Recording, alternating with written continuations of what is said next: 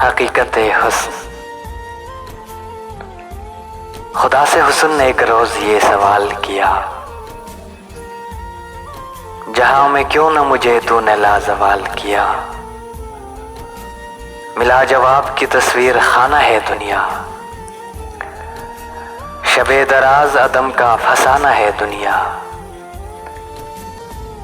हुई है रंग तगय्युर से जब नमूद उसकी, वही हंसी है हकीकत जवाल है जिसकी। कहीं करीब था ये गुफ्तगू कमर ने सुनी, फलक पे आम हुई अख्तरे सहर ने सुनी।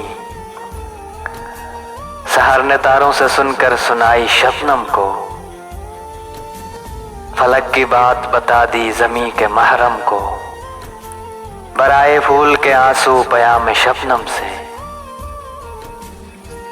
कली का नन्हा सा दिल खून हो गया गम से।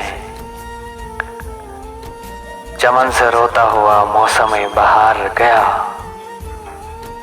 शबाब शेर को आया था सोगवार गया। शबाब शेर को आया था सोगवार गया।